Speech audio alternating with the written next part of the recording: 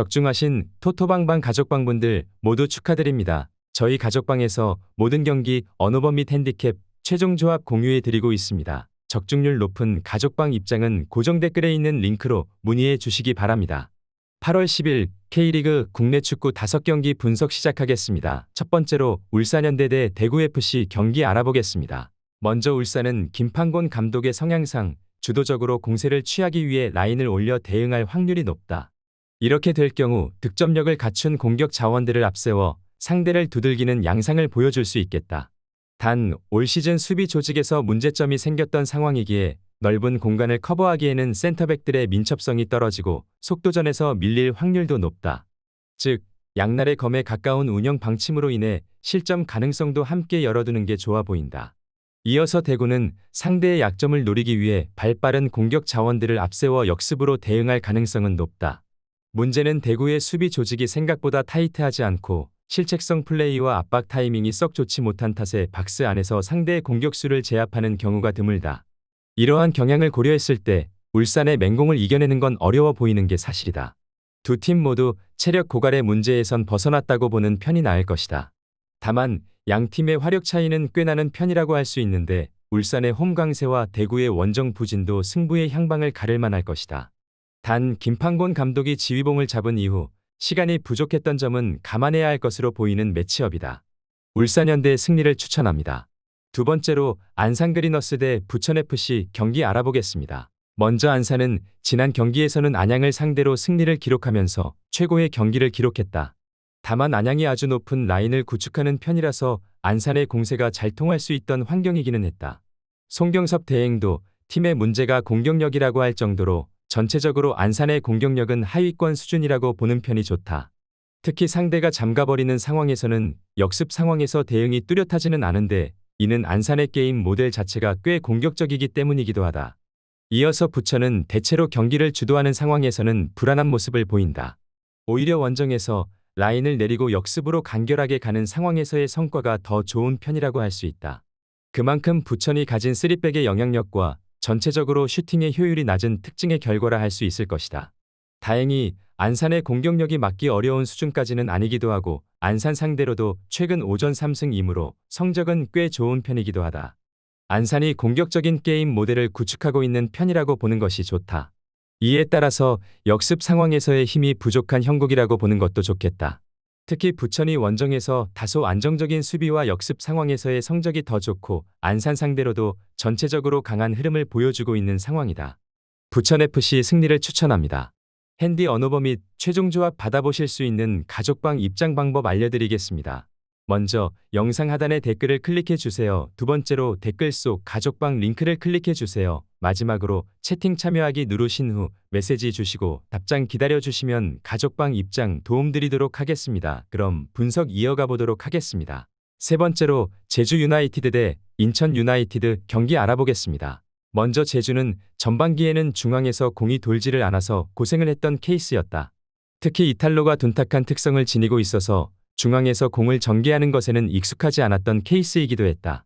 물론 현재 남태희가 영입이 되면서 미드필더진에서는 어느 정도 숨통이 트였다고 볼 여지는 있겠다. 전체적으로 헤이스가 가진 부담이 상당히 큰 체제였다고 할 수 있었는데 제주의 중앙 공격 전개에 대한 기대 정도는 해볼 여지가 있을 것으로 보고 있다. 이어서 인천은 이 경기부터는 최영근 감독이 지휘봉을 잡는다. 전 인천 감독이었던 조성환 사단의 핵심 참모로서 전술적인 본체라는 평가를 받기도 했는데 결국 인천이 역습 상황을 만들 가능성은 아주 높아 보이는 상황인데 문제는 제르소가 없는 상황에서는 인천의 공격 템포가 그렇게 좋은 상황이 아니라는 것이다. 특히 1대1 상황에서 윙어들이 상대 수비를 압도하지 못하고 템포를 끊어버리는 상황이 잦은 모습을 보여주고 있기도 하다.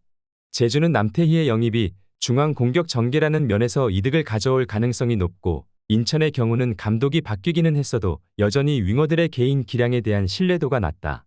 제주의 경우는 활동량 기반의 운영으로 공간을 최대한 삭제하는 식의 운영도 불가능하지는 않다. 제주 유나이티드 승리를 추천합니다. 네 번째로 수원FC 대 대전 하나시티 경기 알아보겠습니다. 먼저 수원은 지금 엔트리 상황을 생각하면 큰 위기에 직면했다고 볼 여지가 있다.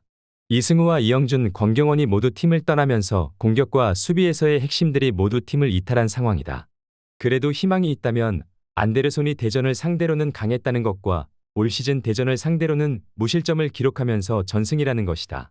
전체적으로 대전의 공세를 막아세우는 것이 그다지 어렵게 느껴지지는 않았고 최규백 중심의 3백도 아직은 퀄리티가 크게 떨어지는 모습은 아니다.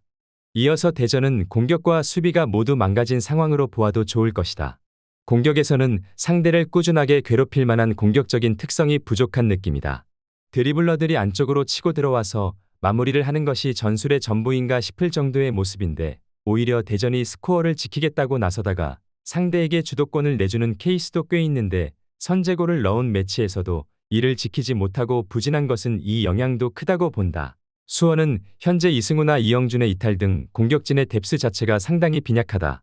다만 대전의 공세를 막아세우는 것을 어려워한 케이스까지는 아니기도 했고 안데르손이 대전 상대로는 한 골 1도움으로 꽤 좋은 페이스를 보여주는 편이다. 수원FC의 수비 3백의 퀄리티가 아주 떨어지는 특성을 가지고 있는 것도 아니다. 수원FC 승리를 추천합니다. 핸디 언오버 및 최종 조합 받아보실 수 있는 가족방 입장 방법 알려드리겠습니다.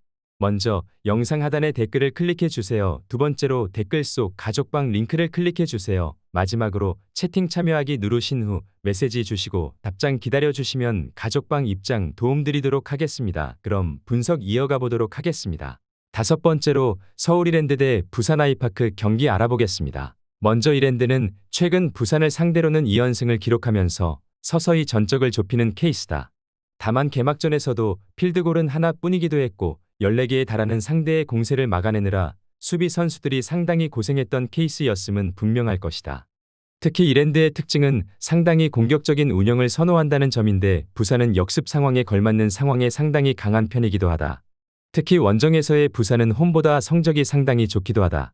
이어서 부산은 조성원 감독이 선호하는 상대는 상당히 공격적으로 상대를 올가매는 스타일이라고 할 수 있을 것이다.